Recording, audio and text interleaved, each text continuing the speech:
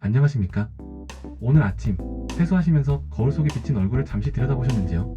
어느새 눈가에 자리 잡은 깊은 주름, 희끗희끗해진 머리카락, 그리고 예전 같지 않은 피부결. 우리는 그 얼굴에서 지나온 세월을 봅니다. 가족을 먹여 살리기 위해 치열하게 달렸던 시간들, 자식들 뒷바라지하느라 내 청춘이 어떻게 지나가는지도 몰랐던 그 뜨거웠던 날들이 고스란히 훈장처럼 남아있습니다. 참 열심히 사셨습니다. 누가 뭐래도 여러분은 대한민국의 기적을 만든 주역이셨고 한 가정의 든든한 버팀목이셨습니다. 그 성실함 하나로 집도 장만하고 아이들도 키워내셨죠. 우리는 그렇게 배웠습니다. 땀 흘려 일한 돈이 진짜 돈이다. 성실하게 저축하면 부자가 된다. 그 믿음 하나로 평생을 노동하며 살아왔습니다. 그런데 말입니다. 세상이 참 야속하게 변했습니다. 우리의 몸은 자연의 섭리에 따라 조금씩 낡아가고 이제는 좀 쉬고 싶다는 신호를 보내는데 우리가 살아야 할 시간은 너무나 길어졌습니다. 과거 우리 부모님 세대는 환갑잔치를 하고 10년 정도 더 사시다가 가시는 게 자연스러운 인생이었습니다. 하지만 지금은 어떤가요? 재수 없으면 120살까지 산다는 농담이 뼈있는 농담처럼 들리는 100세 시대입니다. 은퇴를 하고도 30년, 아니 40년이라는 긴 시간이 우리 앞에 덩그러니 놓여있습니다. 문제는 내 몸의 노동은 멈췄는데 세상의 돈은 멈추지 않고 계속 나가야 한다는 것입니다. 숨만 쉬어도 나가는 관리비, 병원비, 경조사비, 그리고 손주들 용돈까지. 지갑을 열 일은 줄어들지 않는데 지갑을 채워줄 월급 봉투는 사라졌습니다. 많은 분들이 이렇게 말씀하십니다. 내가 평생 모아둔 돈이 은행에 있으니까 괜찮아. 아껴 쓰면 돼. 정말 그럴까요? 여기서 우리는 인플레이션이라는 소리 없는 도둑을 마주해야 합니다. 한번 떠올려 보십시오. 30년 전 짜장면 한 그릇 가격이 얼마였습니까? 1,000원, 2,000원 하던 것이 지금은 만원에 육박합니다. 돈의 액수는 그대로인데 돈의 힘이 약해진 것입니다. 은행 예금 이자 12%를 받을 때 물가가 34%씩 오르면 내 돈은 금고 안에서 안전하게 보관되는 것이 아니라 매년 조금씩 녹아내리고 있는 것과 같습니다. 우리가 평생 믿어왔던 성실한 노동과 안전한 저축, 이 두 가지 무기만으로는 앞으로 남은 40년의 긴 겨울을 버티기가 너무나 버거워졌습니다. 몸이 아파서 일을 못하게 되는 순간 나의 경제적 수명도 함께 끝나는 삶, 이것은 너무나 불안하고 또 억울하지 않습니까? 그래서 우리는 늙어서도, 아니 늙었기 때문에 더더욱 새로운 생존 방식을 고민해야 합니다. 나를 대신해서 돈을 벌어오는 또 다른 존재, 바로 자본의 눈을 떠야 하는 이유가 여기에 있습니다. 오늘은 탐욕을 부리자는 이야기가 아닙니다. 남은 인생을 누구에게도 굽신거리지 않고 품위 있게 지키기 위한 생존 전략으로서의 주식 이야기를 해보려 합니다. 주식이라는 단어를 꺼내면 벌써부터 고개를 절레절레 흔드시는 분들이 계실 겁니다. 에이, 주식은 도박이야. 패가 망신의 지름길이라고 했어. 내 친구 김씨도 주식하다가 퇴직금 다 날렸어. 충분히 이해합니다. 우리 세대는 주식을 투자가 아니라 투기로 접한 경우가 많았으니까요. 누가 좋다고 하면 믿지만 투자를 하고 하루 종일 시세판만 들여다보며 가슴 졸이는 것, 그건 투자가 아니라 도박이 맞습니다. 하지만 오늘 제가 말씀드리는 주식은 그런 것이 아닙니다. 관점을 한번 바꿔보겠습니다. 여러분, 야구 경기 좋아하십니까? 선발 투수가 공을 던지다가 힘이 빠지면 어떻게 합니까? 감독은 쌩쌩하고 공 좋은 구원 투수를 마운드에 올립니다. 그래야 게임에서 이길 수 있으니까요. 인생도 마찬가지입니다. 지난 60년 동안은 여러분이라는 선발 투수가 몸이 부서져라 공을 던졌습니다. 그게 노동소득입니다. 이제 어깨도 아프고 힘도 빠졌습니다. 그러면 마운드에서 내려와야죠. 그 대신 누구를 올리느냐? 바로 우량 기업이라는 쌩쌩한 구원 투수를 올리는 것입니다. 주식을 산다는 것의 진짜 의미는 세상에서 제일 돈 잘 버는 기업의 주인이 되는 것입니다. 생각해 보십시오. 삼성전자, 현대차, 미국의 애플이나 코카콜라 같은 회사들. 이 회사들에는 전 세계에서 가장 똑똑하고 가장 체력 좋고 가장 야망 있는 젊은 인재들이 모여 있습니다. 그들은 밤낮 없이 연구하고 물건을 팔아 이익을 냅니다. 내가 그 회사의 주식 지분을 가지고 있다는 것은 그 똑똑한 젊은이들이 나를 위해 일하게 만든다는 뜻입니다. 내가 잠자고 있는 사이에도 지구 반대편의 공장은 돌아가고 사람들은 스마트폰을 사고 콜라를 마십니다. 그렇게 벌어들인 돈을 주주인 나에게 나눠주는 것, 그것이 바로 배당금입니다. 건물주가 되어서 월세를 받는 것만 부러워할 일이 아닙니다. 주식을 사면 기업이라는 거대한 빌딩의 조물주가 되어 꼬박꼬박 배당이라는 월세를 받을 수 있습니다. 세입자 관리할 필요도 없고 보일러 고장났다고 전화 올 일도 없습니다. 그저 묵묵히 나를 위해 일해줄 뿐입니다. 그리고 나이 들어 주식에 관심을 가져야 하는 아주 중요한 또 다른 이유가 있습니다. 바로 세상과 끊임없이 소통하는 끈이 되어준다는 점입니다. 은퇴하고 나면 세상 돌아가는 소식이 어두워지기 쉽습니다.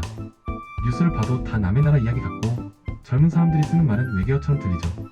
점점 고립되고 과거의 추억만 파먹고 살게 됩니다. 이것이 노화를 더 빠르게 만듭니다. 하지만 주식 투자를 시작하면 세상이 다시 흥미진진해집니다.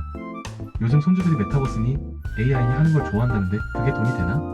전기차가 대세라는데 어떤 회사가 배터리를 잘 만들지? 금리가 오르면 은행 주식이 좋다는데 왜 그럴까?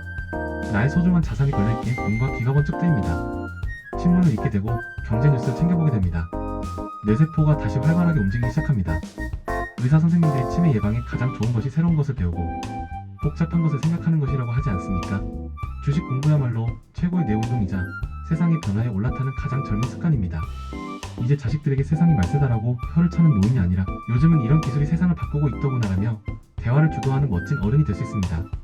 돈도 벌고 내 건강도 지키고 자식들과 대화도 통하고 이것이야말로 일석삼조 아니겠습니까? 여기까지 들으시고도 여전히 망설여지는 마음 압니다. 좋은 말인 건 알겠는데 내 머리가 굳어서 잘할 수 있을까? 젊은 애들은 스마트폰으로 1초 만에 사고 파는데 내가 그 속도를 어떻게 따라가? 이제 와서 배웠다가 손해보면 늙어서 갈 곳도 없는데. 여러분, 여기서 아주 중요한 반전이 있습니다. 많은 분이 오해하고 계십니다. 주식 투자는 젊고 빠릿빠릿한 사람들의 전유물이라고요. 하지만 역사는 정반대의 사실을 말해줍니다. 주식 투자는 젊은이보다 나이든 어른에게 훨씬 유리한 게임입니다. 이것은 위로하려고 드리는 말씀이 아닙니다. 팩트입니다. 왜 그럴까요?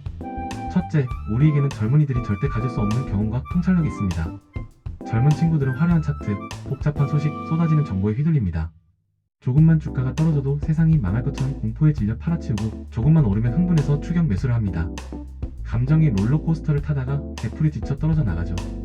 하지만 산전수전 공중전까지 다 겪은 우리는 어떻습니까? 보릿고개도 넘었고 IMF 외환위기도 겪었고 글로벌 금융위기도 보았습니다. 세상이 망할 것 같았던 그 순간에도 결국은 다시 해가 뜨고 경제는 성장해왔다는 것을 우리는 몸으로 기억합니다. 이 또한 지나가리라. 시장이 잠시 흔들릴 때, 젊은이들이 패닉에 빠질 때 우리는 묵묵히 기다릴 수 있습니다. 주식시장에서 돈을 버는 것은 명석한 두뇌가 아니라 오직한 엉덩이와 단단한 배짱입니다. 이것은 오직 세월만이 줄 수 있는 선물입니다. 둘째, 우리에게는 투자의 목적이 다릅니다. 젊은이들은 마음이 급합니다. 빨리 벌어서 결혼도 해야 하고 집도 사야 하니까요. 그래서 무리하게 빚을 내서 투자하고 위험한 종목에 손을 댑니다. 급한 돈은 결코 투자를 이길 수 없습니다. 하지만 우리는 어떻습니까? 우리가 지금 주식을 하는 이유는 당장 내일 떼돈을 벌어서 스포츠카를 사려는 게 아닙니다. 그저 은행 이자보다 조금 더 높은 수익, 그리고 물가 상승률을 이길 정도의 방어면 충분합니다. 10년, 20년을 내다보고 우량한 1등 기업을 묻어두고 거기서 나오는 배당금을 받아 손주들 용돈 주고 친구들과 여행 가면 그만입니다. 시간에 쫓기지 않는 여유, 이것이 바로 투자에서 필승하는 비결입니다. 투자의 귀재 워런 버핏을 아십니까? 올해로 90이 넘은 그 할아버지는 지금도 왕성하게 투자를 합니다.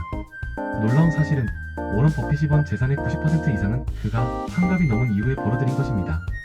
복리의 마법은 시간이 갈수록 커지기 때문이고 나이가 들수록 투자의 지혜가 깊어졌기 때문입니다. 투자는 육상 경기처럼 순발력을 겨루는 게 아닙니다. 바둑처럼 전체 판을 보고 수를 두는 지혜의 게임입니다. 그러니 기죽지 마십시오. 여러분은 이미 인생이라는 거대한 시장에서 살아남은 베테랑 승부사들입니다. 셋째, 기업을 보는 눈은 여러분이 더 정확합니다.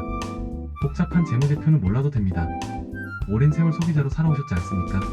백화점에 갔더니 사람들이 줄 서서 사는 물건이 무엇인지, 마트에 갔더니 어떤 라면이 제일 잘 팔리는지, 동네에 어떤 은행이 친절하고 일처리를 잘하는지, 여러분의 생활 속 경험이 곧 최고의 투자 정보입니다. 사람들이 이 물건 없으면 못 살겠구나 싶은 기업, 이 회사는 수십 년 동안 거짓말 안 하고 물건 잘 만들었지 하는 기업, 그런 기업의 주식을 사면 됩니다. 상식과 연륜은 배신하지 않습니다. 이야기를 마치며 여러분께 간곡히 제안드립니다. 지금 당장 가지고 있는 돈을 다 털어서 주식을 하시라는 말씀이 절대 아닙니다. 빚을 내서 하라는 것은 더더욱 아닙니다. 다만 오늘부터 자본가로서의 삶을 시작해보시라는 겁니다. 가장 먼저 서점에 들러 쉬운 주식 책 한 권을 사보십시오. 그리고 증권사 계좌를 만들어서 평소에 내가 좋아하고 믿음이 가는 회사의 주식 딱 한 주만 사보십시오. 그 한 주가 여러분의 계좌에 들어오는 순간 기적 같은 일이 일어날 것입니다. 아침에 일어나 마시는 커피 한 잔이 그저 소비가 아니라 내 회사의 매출을 올려주는 기쁨이 됩니다. 길거리를 지나다니는 수많은 자동차와 건물의 간판들이 예전과는 다른 의미로 다가올 것입니다. 세상의 성장이 곧 나의 성장이 되는 경험, 내가 세상의 주인으로 참여하고 있다는 그 벅찬 소속감을 느끼게 될 것입니다. 우리는 늙어가는 것이 아니라 익어가는 것이라고 했습니다. 여러분의 자산도 여러분의 연륜과 함께 무르익어야 합니다. 상상해 보십시오. 명절날 모인 손주들에게 빳빳한 지폐 몇 장 쥐어주는 대신 이렇게 말하는 모습을요. 할아버지가 너를 위해 우리나라에서 제일 훌륭한 회사의 주식을 사두었다. 너는 이 회사의 주인이란다. 나중에 이 회사가 어떻게 크는지 지켜보거라. 단순히 돈을 물려주는 것이 아니라 경제를 보는 눈과 자본주의의 지혜를 물려주는 할아버지, 할머니. 얼마나 멋지고 존경스럽습니까? 자식들에게 아픈 소리하며 손 벌리지 않는 당당한 노후. 나를 위해 24시간 일해주는 든든한 우량 기업들을 친구 삼아 경제적 자유를 누리는 삶, 그리고 마지막 순간까지 배우고 성장하며 세상과 호흡하는 깨어있는 어른. 이것이 제가 여러분께 주식 투자를 권하는 진짜 이유입니다. 늦지 않았습니다. 인생에서 가장 늦었다고 생각할 때가 사실은 가장 빠른 때입니다. 여러분의 지혜와 경험, 그리고 자본이 만난다면 남은 인생 이막은 그 어느 때보다 화려하고 풍요로울 것입니다. 두려워 말고 문을 여십시오. 자본이라는 든든한 친구가 여러분을 기다리고 있습니다. 여러분의 현명하고 품위 있는 노후를 진심으로 응원합니다. 감사합니다.